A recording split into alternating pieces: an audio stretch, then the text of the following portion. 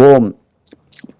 குருவும் சிஷ்யனும். நமது வாத்தியார் சிறு வயதிலே இடியாப்ப சித்தரிடம் குருகுலவாசம் இருந்தபோது நடந்த நிகழ்ச்சியில் கொஞ்சம் பார்ப்போம். அதுதான் தன்னை அடிமை என்று சிறு இறை கருவி என்று தான் சொல்வார் நமது வாத்தியார். இடியாப்ப சித்தர்னா அதுக்கு ஒரு அர்த்தமே தெரியாமல் இருக்குது. சரிதானா? ஒன்றும் இல்லை. இடியாப்பத்திற்கு எது நுனி எது அடி என்று தெரியுமா? அதனுடைய அர்த்தம்தான் அடிமுடி. எதுவும் தெரியாதவர் எந்த லோகத்தில் இருக்கின்றார், எப்படி இருக்கின்றார், உங்களுடன் கூட பேசிக்கொண்டே இருப்பார். அப்படித்தான் இந்த சித்தர். நேரடியாக எத்தனையோ பேர் தரிசனம் செய்து கொண்டு வருகின்றார்கள். குறிப்பாக விஷ்ணுபதி புண்ணிய காலத்தில் இவர்கள் இருவரும் சேர்ந்து வருவதை பல அடியார்கள் பார்த்து கொண்டுதான் இருக்கின்றார்கள். அதைத்தான் இங்கே அடிமை கண்ட ஆனந்தமாக எப்படி சிஷ்யனை தயார்படுத்தினார் அதை பாருங்கள். ஒரு ஏழை எப்படி பெரிய பணக்காரனாக ஆனான், அதற்கு காரணம் எப்படி அவர்கள் பித்தர்கள் இங்கே உதவி செய்தார்கள் என்று பார்ப்போம். செல்வோம். பெரியவர்கள் எத்தனையோ காரியங்களை செஞ்சால் அது பெரியவர்களே கருணை கூர்ந்து சொல்லினால் ஒழிய விளக்கினால் ஒழிய அவற்றை சராசரியாக மனிதனால் கடைசி வரை புரிந்து கொள்ள முடிவது இல்லை. இதனால் தாம் நம் பயன் பணி செய்து கிடப்பதே என்ற பெரும் வாக்கிற்கு இணங்க அவர்கள் சொன்னதை அப்படியே கடைசி வரை விடாமல் செய்வது ஒன்றுதான் நம் பணி. நிற்க வாருங்கள். 1988 நடந்த ஒரு கதை, நடந்த நிகழ்ச்சி. நமது வாத்தியாரும் அதாவது வெங்கட்ராம சித்தரின் ஒரு உரையாடலின் போது நடந்த ஒரு நிகழ்ச்சிக்கு செல்வோம். உங்களுடன் பேசுவார் இனி சித்தர்கள். அப்படி ஒரு நிலைமை வரும். டேய் இட்லி வாடா. சின்ன பையனை கூப்பிடாரு. இட்லி வாடா, போலாம், போய் வாடா, கோயிலெலாம் போய் பார்த்து வரலாங்கிறார். இப்படி சொல்லிட்டு அவர் வாத்தியார் கையை பிடிச்சிக்கிட்டு கடன்னு இழுத்துக்கிட்டு க்ஷேத்ராடனத்திற்கு கிளம்பிட்டார். வாத்தியார் எங்கே போகிறாருன்னு தெரியல. ஒரு நாள் ராத்திரி ஒரு வீட்டு திண்ணையில் போய் படுப்பதற்கு அந்த திண்ணையை தேர்ந்தெடுத்தார். நன்றாக தெரிந்து கொள்ளும், தேர்ந்தெடுத்தார். அதில் அப்படியே படுத்தார். அப்போ குளிக்கலாம். ராத்திரி 11 மணி இருக்கும். வாத்தியார் உடம்பு நடுங்க ஆரம்பிச்சிச்சு. அப்போ போய் குளிக்க முடியுமா? குளித்தார். உடம்பு நடுங்க ஆரம்பிச்சது. அடியேனும் களைப்பு, அந்த கலப்பில் தூங்கிட்டு இருக்கேன் அப்படின்னார். இங்கே பாருங்க, ஒரு படலம் நடக்குது பாருங்க. பெரியவர், டே இட்லி எழுந்துடா, உடம்பெல்லாம் ஒரே அடியா நடுங்குது, உடனடியா எங்காவது போய் நீ இப்போ 2 சாக்கு கோணி எடுத்துட்டு வாடா, அப்படி நடுங்குதுடா, ஓடுறாங்கிறாரு. நம்ம சின்ன பையனான வெங்கட்ரான் ஒண்ணுமே தெரியல. ஊர் புதுசு, இடம் புதுசு, ராத்திரி நேரம், அரேட்டாயிர பையன். நடுராத்திரில எங்கேயானு போய் கோணியை எங்க தேடுறது, குளிர் வேற. ஆனா வாத்தியார் சொன்னதை செய்யாம விடக்கூடாது, போன்னு சொல்லிட்டார். உடனே போகாமல் இருக்க முடியுமா? ஓடுறார். உடனே ஒரு தெருவில் இறங்கி நடக்க ஆரம்பித்தார். சந்து பொந்து இப்படி பதுங்கி சாக்கு கோணி கிடைக்குமான்னு தேடிக்கிட்டே வரும்பொழுது மனசுல ஒரு பக்கம் பயம், இன்னொரு பக்கம் கோணி இல்லாமல் போனா கிடைக்கிற வேற. அதனால மனசுக்குள்ள அந்த மனசை கல்லாக்கிக்கிட்டு அந்த நிலைமை, கோணியை தேடிக்கிட்டே நடந்தான். மெட்ராஸ் பாஷையில் தான் பேசுகிற சமயத்தில் நமது வாத்தியாருக்கு தெரியாத பாஷைகளே கிடையாது, மொழிகளே கிடையாது, எல்லா மொழியும் தெரிந்தவர். அப்போ ஒரு கடை மொல்லமா கண்ணுக்கு தெரிந்த அந்த இருட்டில் கடை வாசல 2 சாக்கு கோணி கிடந்ததை பார்த்துட்டான் அந்த சின்ன பையன். இதை எப்படியாவது ரைட் விட்டுறணும், லவுட்டின்னும், வாத்தியார்கிட்ட கொடுத்துடலான்னுட்டு ஐடியா வந்தது, தோணிச்சு. ஆனால் மற்றவங்க பொருளை தொடக்கூடாது அப்படின்னு வாத்தியார் சொல்லிக்கினே இருப்பாரு. மனசே கேள்வி கேட்குது. வாத்தியார் தானே கொண்டு வர சொன்னாரு, அவர் உடம்பு வேற நடுங்குதே, இன்னமும் லேட்டு பண்ணலாமா?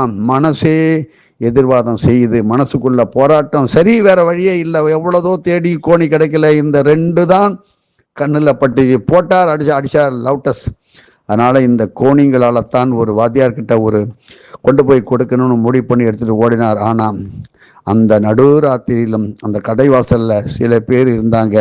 கோணி எடுக்கிறது உங்களுக்கு தெரிஞ்சா உடம்ப டென்னு கட்டி விடுவாங்க.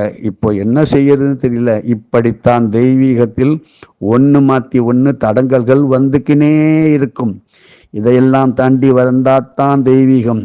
ஈசா நீ தான் என்னை காப்பாற்றணும்னு சின்ன பையனா இருக்கும்போது அப்படின்னெல்லாம் வேண்டிக்கினே நைனா அந்த 2 கோணியும் நைஸா நாசூக்கா ரைட் விட்டேன்.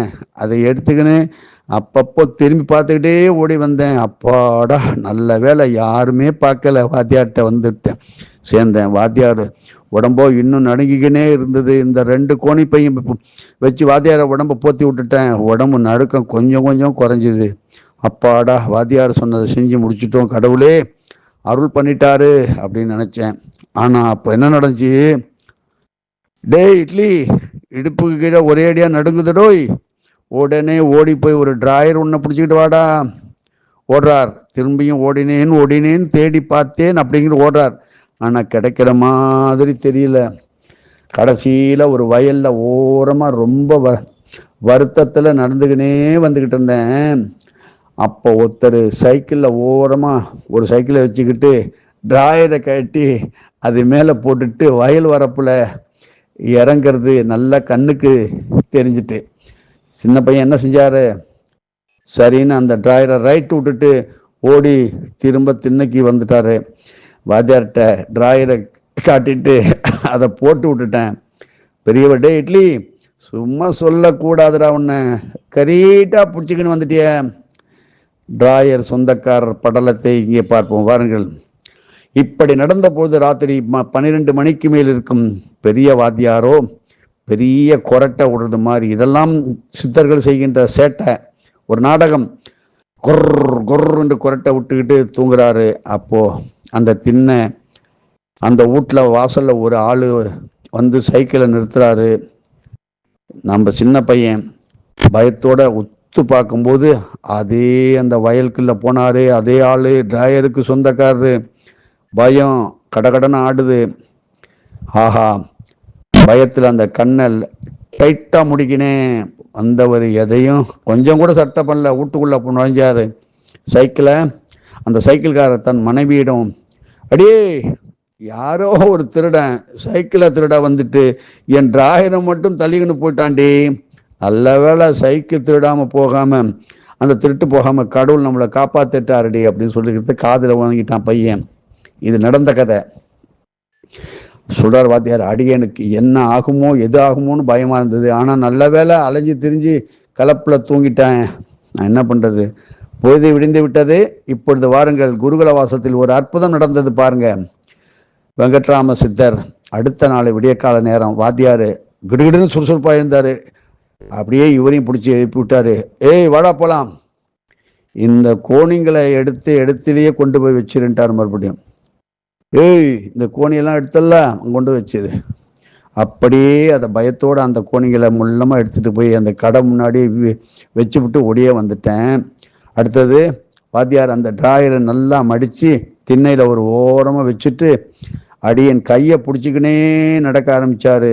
போகிற வழியில் வாத்தியார் சொல்கிறாரு, என்ன அது ஒன்றும் இல்லைடா இட்லி, அது ஒன்றும் இல்லை இட்லி, நீ ட்ரௌசரு அந்த டிராயரை பிடிச்சிக்கின்னு வந்திய, அவனோட தாத்தா இப்போ அந்த மெத்த மாடியில், அப்படின்னா என்ன, அருள் உலகம், அங்கே மேலே இருக்கிறாரு. நமக்கு ரொம்ப வேண்டியவர். நம்மக்கிட்ட ஒரு ரிக்வஸ்ட்டு பண்ணிக்கினாரு. ஏதோ நீ அந்த பக்கம் போகிற, என் பேரன் ஒரு துணிக்கடை வைக்கணும்னு ஆசைப்பட்றான், ரொம்ப கஷ்டப்படுறான். ஏதோ அவன் துண்டையாவது நீ ஒரு நிமிஷம் நீ போட்டுக்கின்னு அவனை ஆசீர்வாதம் செய்யக்கூடாதான்னு கேட்குறாரு மேலேருந்து.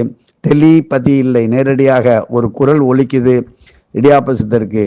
அதனால்தான் நானும் அதுக்கென்ன சாமி செஞ்சிட்டா போகுதுன்னு, நீ என்னடான்னா சரியா அவன் ட்ரௌசரையே தள்ளிக்கின்னு வந்துட்டியே அப்படின்ட்டார். இதான் நடந்த கதை. இப்போ அந்த ட்ரௌசர்காரருக்கு என்ன ஆகும் தாத்தியாரு? ஐயா லட்சாதிபதி ஆயிடுவாரு அப்படின்ட்டார் அந்த கோணிக்காரரு. இவர் இன்றைக்கு பெரிய ஜவுளிக்கடைக்கு அதிபதி, பல ஜவுளிக்கடைக்கு அதிபதி அவரே. தெரிந்து கொள்ளுங்கள், ஒரு சித்தம் தொட்டுட்டானா அந்த இடம் எப்படி இருக்கணும். அப்புறம் 2வது வருவோம். அந்த கோணிக்காரரு அவன் கடையில் வியாபாரம் விருத்தி அடையாமல் கஷ்டப்பட்டுக்கினே இருந்தான். ஒன்றும் நடக்கலை. 1 நாள் 2 நாள் ஓட்டிக்கிட்டு இருந்தான். அவனோட முப்பாட்டன் நம்ம பரம்பரையில் வந்த ஒரு சித்தனுக்கு ஒரு காலத்தில் தாக சாந்தி, ஒரே தாகமாக இருந்துச்சான். கொஞ்சம் தண்ணி கொடுத்துருக்கான், நல்லா சந்தோஷமாக சாப்பிட்ருக்காரு. இந்த முப்பாட்டன் என் பேரனை கண்டுக்க கூடாதா நைனா, கண்டுக்க கூடாதா நைனான்னு கேட்குறான். சார் தானே உன்னை அப்படியே ஏவனம் பாரு, நீ கரெக்டாக அவனோட கோணியை தள்ளிக்கின்னு வந்துட்ட, ராவின்னு வந்துட்ட. நீ சாதா இட்லி இல்லடா, ஸ்பெஷல் இட்லி, ரவா இட்லிடா. பெரியவர்களின் செயல்களும் அவற்றின் உள்ளர்த்தங்களும் அந்த பித்தர்களின் வேண்டுகோளும் எப்படியெல்லாம் பிணைகின்றன அவர்களை இவற்றை விளக்கினாலன்றி நமக்கு விளங்குமா? அந்த மளிகை கடைக்காரர் இன்று பல அடுக்கு மாடிகளில் ஷாப்பிங் மால் வைத்து நடத்தி கொண்டிருக்கின்றார்.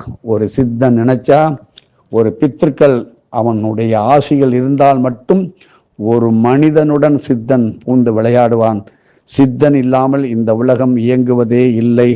அதான் சித்தம் இருக்கும் இடத்தில் சிவன் இருப்பான் என்பதுதான் சித்த வாக்கியம். எதுவும் என்னுடையதல்ல, அனைத்தும் உன்னுடையதே அருளாலா அருணாச்சலா என்று ஓம் ஸ்ரீ இடியாப்ப ஈசரே போற்றி, ஓம் ஸ்ரீ வெங்கட்ராம மகராஜே சுவாமிகளே போற்றி, ஸ்ரீ வெங்கட்ராம சித்தரே போற்றி போற்றி. எதுவும் என்னுடையதல்ல, அனைத்தும் உடையதே அருளாலா அருணாச்சலா.